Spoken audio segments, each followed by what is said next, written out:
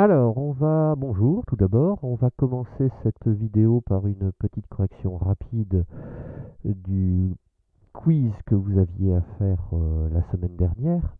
Alors, comment appelle-t-on l'ensemble des règles qui permettent aux ordinateurs de communiquer entre eux? C'est les protocoles du réseau.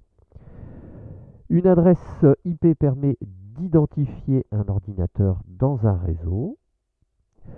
Une adresse IP, c'est une suite de 4 nombres entre 0 et 255 séparés par des points. Ça, on va revenir là-dessus tout à l'heure. Une adresse IP A, alors on sait que un bit, c'est la valeur entre c'est un 0 ou un 1, on va dire. Un octet, c'est 8 bits, et donc, 4 fois 8, ça fait bien 32. Un réseau possède autant d'adresses IP qu'il y a de cartes réseau ou d'ordinateurs dans le réseau, et même, je dirais parfois, des objets connectés, comme les enceintes Google ou Amazon. Oui, c'est vrai, il faut qu'effectivement chaque appareil soit repéré par une adresse IP. Pour que cette identification fonctionne, la norme IP impose qu'il n'y ait pas deux adresses IP identiques au sein d'un même réseau. Mais c'est vrai également, puisque sinon, s'il y avait deux adresses identiques, il y aurait conflit, on ne saurait pas où envoyer l'information. En revanche, deux réseaux distincts ne communiquant pas entre eux peuvent tout à fait utiliser les mêmes adresses IP, et ça c'est également vrai. Prenons un exemple tout bête. Il se peut que dans deux villes différentes, il y ait deux boulevards de la Liberté et deux numéros 14. Mais comme ce sont des villes différentes, les courriers arriveront bien à la bonne adresse. Donc là, c'est pas gênant si vous avez de mêmes adresses IP si les réseaux ne communiquent pas entre eux. Voilà. Allez, on va rentrer dans le vif du sujet pour ce qui nous intéresse aujourd'hui. Je vais vous expliquer tout simplement aujourd'hui comment travaille un ordinateur, un tout petit peu.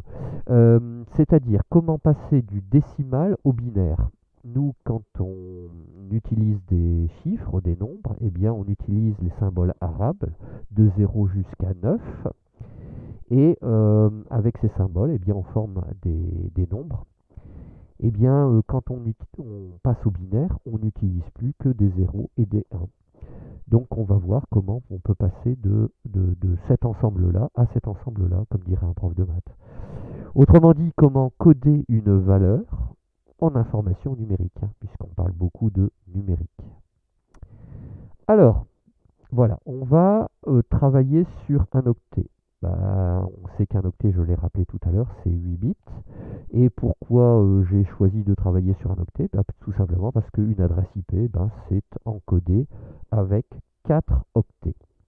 Alors comment représenter un octet? On peut représenter ça par des cases, tout simplement, 8 cases.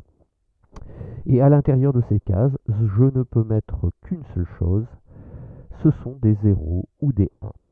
Voilà, donc un exemple d'octet. Alors, maintenant, pour prendre une valeur décimale et l'encoder en 0 et en 1, on a besoin de ce que l'on appelle, par rapport à l'octet, on a besoin de faire ce que l'on appelle une pondération. Alors, je vous explique. Regardez, chaque case, au-dessus de chaque case, j'ai mis tout simplement une puissance de 2. Et je pars de la droite pour aller vers la gauche. Et j'ai donc mis, alors ici c'est la première case, ce sera 2 à la puissance 0. La deuxième case, 2 à la puissance 1. 2 à la puissance 2, 2 à la puissance 3, 2 à la puissance 4, 2 à la puissance 5, 2 à la puissance 6, 2 à la puissance 7. Petite remarque au passage, on peut continuer comme ça, 2 à la puissance 8, si on veut travailler sur des valeurs plus grandes, plus importantes, il n'y a aucun problème. Donc maintenant, comme vous êtes très fort en maths, vous savez que 2 à la puissance 0, c'est 1. 2 à la puissance 1, le scoop, c'est 2. 2 à la puissance 2, 4, etc. 2 à la puissance 3, 8. 2 à la puissance 4, 16, 32, 64, 128. Alors, à quoi va nous servir cette pondération? Je vais vous l'expliquer tout simplement sur un exemple. Alors, j'ai pris une valeur, 56. Alors, 56, c'est une valeur qui est plus petite que 64, mais plus grande que 32. Alors, je vais mettre 128, ici je mets 0. 64, je mets 0. Et ici, comme j'ai vu que 32 était plus petit que 56, je mets 1. Je fais l'opération 56 moins 32. Il me reste 24. Je regarde la valeur 24 et je la compare avec les poids qui sont ici. Eh bien 24, c'est plus grand que 16. 24 étant plus grand que 16, je décide de mettre un 1 ici et je renouvelle la soustraction. Je fais 24 moins 16. Cela me donne 8. D'accord? Alors ensuite, je compare. Ah bah alors là, j'ai pile l'égalité. 8, 8. Donc je vais mettre un 1 ici. Et 8 moins 8, ça fait 0.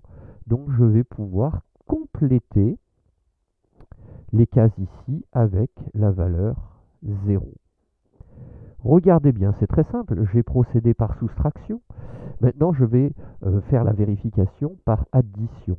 Eh bien, il suffit de prendre, partout où j'ai des cases à 1, il suffit de prendre la pondération et d'additionner les valeurs.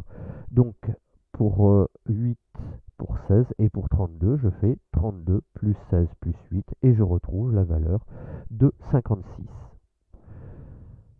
Un deuxième exemple. Allez, j'ai pris une valeur un peu plus importante. J'ai pris 201. Alors, 201, bah, c'est tout de suite, c'est plus grand que 128. Donc, je commence par mettre un 1 au niveau de la pondération, au niveau du poids 128. Je fais l'opération 201 moins 128, je trouve 73. Et 73, c'est déjà plus grand que 64. Donc je peux déjà remettre un 1 ici. Et à nouveau, l'opération 73 moins 64. Et j'ai 9. Il me reste 9. Alors, eh bien 9, bah, c'est plus petit que 32, donc je mets 0. 9, c'est plus petit que 16, donc je mets 0. Mais attention, 9, c'est plus grand que 8, donc je mets un 1 ici. Et de nouveau, je fais l'opération 9 moins 8. Je trouve la valeur de 1. Alors là, on peut aller un peu plus vite. Hein. C'est-à-dire que ici, bah, à 4, je mets tout de suite 0. À 2, je mets 0. Et à 1, bah, je mets 1, tout simplement. Et 1 moins 1, ça fait bien 0. Donc, si je fais le bilan, donc 201, ce sera 1, 1, 0, 0, 1, 0, 0, 0. Et je peux faire la même vérification que tout à l'heure, à savoir je prends les poids et je les additionne, là où j'ai la valeur de 1 dans l'octet. Et donc ça me fait 128, plus 64, plus 8, plus 1, et je retrouve 201. Alors, tout simplement, après, je suis allé sur le site suivant qui me permet de connaître mon adresse IP sur le réseau Internet. Là, c'est pas le réseau local, mais c'est mon adresse Internet que me fournit mon fournisseur d'accès. Voilà, donc voilà, mon adresse, c'est 93 531 101. Alors on peut se poser la question de savoir comment les ordinateurs font pour avoir mon adresse internet en binaire. Alors bien, j'ai reproduit exactement la même chose que tout à l'heure, c'est-à-dire que j'ai codé 93 uniquement avec des 0 et des 1 sur un octet. Alors 93, voilà, sa valeur en binaire. 5, alors là, 5, ça va extrêmement vite, puisqu'on sait que 5, c'est 4 plus 1. Waouh! Donc 5, voilà. Donc 131, voilà. 101, et voilà. Et donc, eh bien, mon adresse IP, vue par un ordinateur, ben voilà, c'est... Alors, il suffit après de compiler ce que j'ai marqué au-dessus. Hein. J'espère que je ne me suis pas trompé. Donc, voilà mon adresse IP en binaire. Voilà. Une petite remarque. C'est très bête, mais 0, ben voilà, c'est 0 partout, hein, au niveau de l'octet. Et Si vous mettez au contraire des 1 partout au niveau de l'octet et que vous additionnez 128 plus 64 plus 32 plus 16 plus 8 plus 4 plus 2 plus 1, eh bien vous allez trouver la valeur de 255 qui est le max en quelque sorte, et c'est pour ça que nos adresses IP sont codées entre 0 et 255. Voilà. Donc moi ce que je vous propose tout simplement c'est d'aller chercher avec votre ordinateur, aller chercher votre adresse internet en utilisant ce site. Je crois qu'il suffit de cliquer sur le lien et c'est direct, hein, vous tombez tout de suite sur votre adresse et puis ensuite, eh bien, amusez-vous à faire comme moi, à coder votre adresse IP en binaire. Voilà, c'est tout pour aujourd'hui. Merci de votre attention.